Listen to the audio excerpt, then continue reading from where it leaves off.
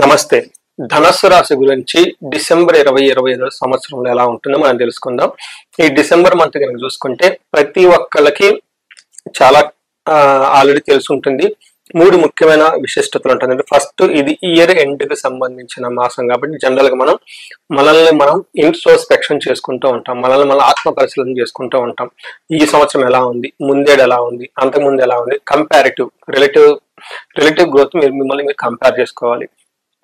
మనం అంతా ఎంఎన్సీ కంపెనీలు వర్క్ చేసుకుంటూ ఉంటాం, గ్రోత్ చూసుకుంటూ ఉంటాం కాబట్టి మీ పర్సనల్ లైఫ్ ఎలా ఉంది గ్రోత్ ఈ మాసంలోనే చూసుకోవడం చాలా ఇంపార్టెంట్.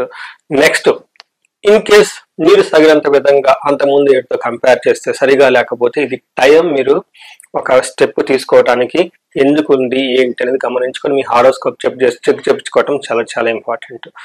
ఈ డిసెంబర్ మంత్ 16వ తారీఖు నుంచి మనకి ధనుర్మాసం స్టార్ట్ అవుతుంది. ఆధ్యాత్మికంగా మనం చూసుకుంటే ఇక్కడ నుంచి ధనుడు మాసంలో మనకి పేడకల్లాపు చల్లటం, గొబ్బెమ్మలు పెట్టడం, ముగ్గులు వేయటం, తర్వాత హరిదాసులు రావటం, ఇక్కడ నుంచి సంక్రాంతి పండుగ సంబంధించిన హడావుడి అంతా స్టార్ట్ అయిపోతుంది. మూడోది ముఖ్యమైనది, చాలా మందికి ఈ డిసెంబర్ మంత్ లో వెకేషన్ టైం ఉంటుంది.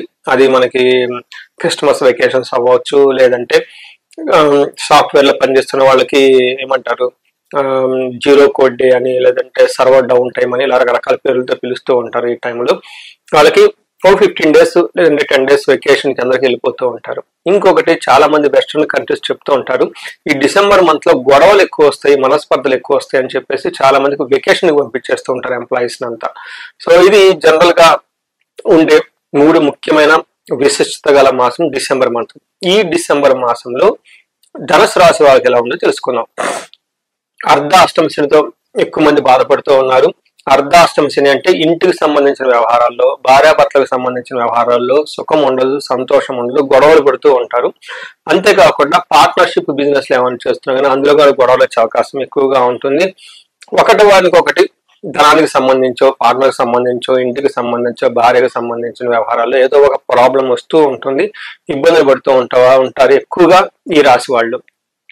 అయితే ఈ డిసెంబర్ మంత్ మనం కనుక చూసుకుంటే ఈ డిసెంబర్ మాసంలో కూడా ధనుసు రాశి వాళ్ళకి అంత సరిగా ప్లానెట్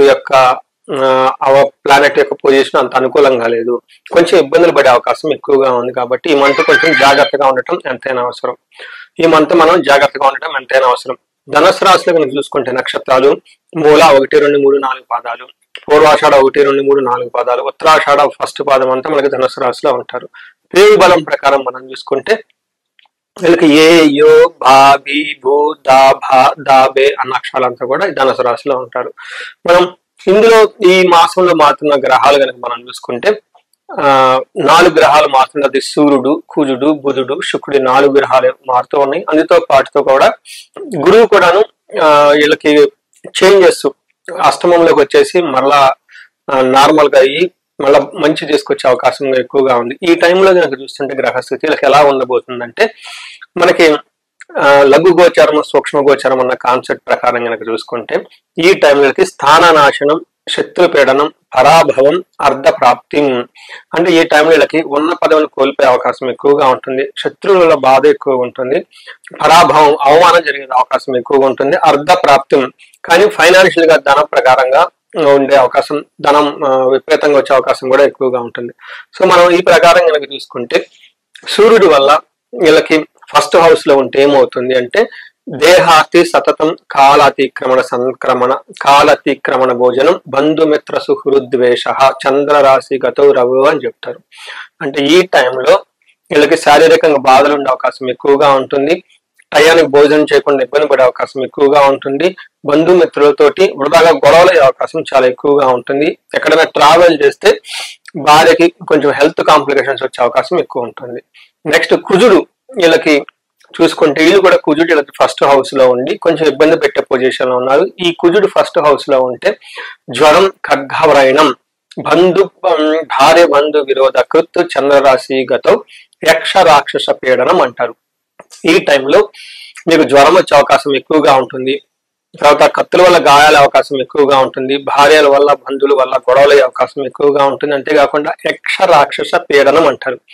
ఈ టైంలో వీళ్ళకి చూసుకుంటే అప్పటిదాకా ఏదన్నా కాలసర్ప దోషం ఉన్నా, పితృదోషం ఉన్నా, మాతృదోషం ఉన్నా, ఇలాంటి రకరకాల దోషాలు ఉండటం వల్ల కనుక గమనించుకుంటే వీళ్ళకి ఈ టైంలో ఆ దోషాలన్నీ వచ్చి వీళ్ళకి పీడించబడినటువంటి పరిస్థితి ఎక్కువగా ఉంటుంది. రాత్రిపూట పిక్కలు పట్టడం, సడన్ గా చేతిలో సెల్ ఫోన్లు పగిలిపోవటం, ఇవన్నీ ఒక నెగటివ్ ఇన్ఫ్లుయెన్స్ వీళ్ళ మీద పడే అవకాశం ఎక్కువగా ఉంటుంది.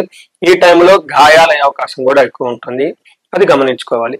తర్వాత శుక్రుడు 12వ స్థానంలో ఉన్నాడు. శుక్రుడు 12వ స్థానంలో ఉండటం ఏమవుతుందంటే శస్త్రపీడ, చోరబాధ, అతి క్లేశ, మహద్భయం, కృషి సవ్యాధి, సర్వ విఘ్నం శాత్ అని చెప్తారంటే ఈ టైంలో వీళ్ళకి విపరీతమైన శత్రువుల వల్ల బాధలు, కష్టాలు, భయము, వ్యవసాయము ఇలాంటి కార్యక్రమాల్లో ఆటంకాలు కలిగే అవకాశం ఎక్కువగా ఉంటుంది. సో వీళ్ళకి గుప్త రాగాలు, రహస్యంగా ఉండే డిసీజుల వల్ల వచ్చి ఇబ్బంది పడే అవకాశం చాలా ఎక్కువగా ఉంటుంది. సో ఏ ప్రకారంగా చూసుకున్నా ఈ రాశి వాళ్ళకి డిసెంబర్ మంత్ లో కొంచెం టఫ్ అయిన పరిస్థితుల్లో ఉంది కాబట్టి కొంచెం ఆధ్యాత్మికంగా ఉండటం చాలా ఇంపార్టెంట్. మనం నక్షత్ర ప్రకారం చూసుకుంటే మనకు అంగగోచారం అన్న ఒక కాన్సెప్ట్ మహర్షులు ఇచ్చారు. దీని ప్రకారం ఈ నక్షత్ర వైజ్ గా ఏ ప్లానెట్ ఎలా ఇస్తుందో కూడా మనకి రిజల్ట్ తెలుసుకోవచ్చు. దీని ప్రకారం చూస్తే వీళ్ళకి మూల, పూర్వాషాఢ, ఉత్తరాషాఢ నక్షత్రాలు చూసుకోండి. ఇందులో మూల నక్షత్రం వాళ్ళకి ఫస్ట్ సౌఖ్యంగా ఉంటారు, చక్కగా పార్టీలన్నీ అటెండ్ అవుతూ ఉంటారు, విదేశాగమనం, ఫారిన్ రిలేటెడ్ మ్యాటర్స్ ని బాగా బెనిఫిట్ అయ్యే అవకాశం ఉంటుంది.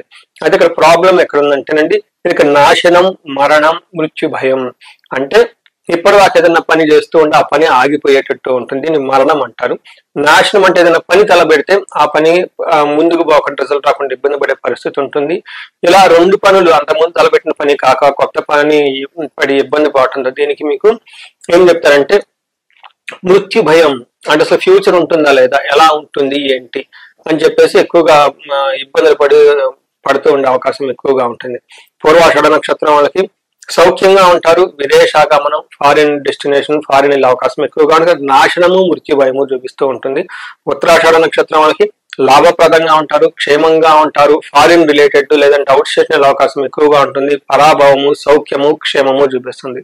కానీ వీళ్ళకి నాశనము, మృత్యు భయం రెండు చూపిస్తూ ఉంటుంది. కాబట్టి ఇది గమనించుకొని చక్కగా ఈ మంత్ అంతా ప్లాన్ చేసుకోవాలని చెప్పేసి నేను కోరుకుంటున్నా. పూర్వాషాఢ, ఉత్తరాషాఢ నక్షత్రం వాళ్ళకి విపరీతంగా ధనం కోల్పోయే అవకాశం కూడా ఎక్కువగా ఉంది, దీన్ని కొంచెం గమనించుకోవాలి. అందులోనూ పూర్వాషాఢ నక్షత్రం వాళ్ళకి కొంచెం కాంప్లికేటెడ్ గా ఉండే అవకాశం ఎక్కువగా ఉంది 3 నక్షత్రాలతో కంపేర్ చేస్తే. సో చూశారు కదండి, మీకు మీరు 2026 తో 2025 ఎలా ఉంది గమనించుకోండి, మీకే రిజల్ట్ తెలిసిపోతుంది. అర్ధాశ్రమ శని యొక్క ప్రభావం మీ మీద ఉందా లేదా అన్నది. ఒకవేళ ఉండి ఎవరైనా ఇబ్బందులు పడుతూ ఉంటే సంబంధించిన పరిహారాలు చేసుకోండి, ఒక్కసారి కన్సల్టేషన్ తీసుకొని హారోస్కోప్ అనాలిసిస్ చేయించుకోండి, తగు పరిహారాలు చేసుకోవాలి. పరిహారాలు కనుక చూసుకుంటే వీళ్ళకి శని పిప్పలాద స్తోత్రం ఉదయం సాయంత్రం చదవటం చాలా ఇంపార్టెంట్, హనుమాన్ చాలీస చదవటం ఇంకా ఇంపార్టెంట్. వీటితో పాటుగా మీకు ఎవరికైనా ధన ప్రవాహంలో ప్రాబ్లం ఉంటే స్వర్ణలక్ష్మి విశేష హోమం చేయించుకోండి. ఏదైనా గనక పెద్ద ప్రాబ్లమ్స్ అవన్నీ ఉంటే చండీ హోమం, చండీ పారాయణం చేసుకోవాలి. లేదా ఎవరికైనా హెల్త్ కాంప్లికేషన్స్ ఉంటే గనక అమృత మృత్యుంజయ పాశుపత అభిషేకం చేయించుకోవటం చాలా ఉత్తమం. వీటితో పాటు భార్యాభర్తల మధ్య ఎవరికైనా వృధాగా గొడవలు అవుతూ ఉన్నాయి, రిలేషన్షిప్ ఇష్యూస్ ఉన్నాయి మీ మధ్య అనుకుంటే విశ్వావశు గంధర్వరాజ హోమము లేదా అన్యోన్య దాంపత్య పాశుపత హోమం చేయించుకోవడం చాలా ఇంపార్టెంట్. సో చూసారు కదండి, ఈ రాశి వాళ్ళు కొంచెం జాగ్రత్తగా ఉండటం ఎంతైనా ఈ డిసెంబర్ మంత్ లో చాలా ముఖ్యం. ఈ రాశి వాళ్ళు మీకు ఎలాంటి సమస్యలు ఉన్నా వాటన్నిటిని అధిగమించి ముందుకెళ్లాలని, చక్కగా తగు పరిహారాలు చేసుకొని 10 రెట్లు మీరు జీవితంలో ఉన్నతంగా ఎదగాలని చెప్పేసి నేను కోరుకుంటున్నాను. నమస్తే.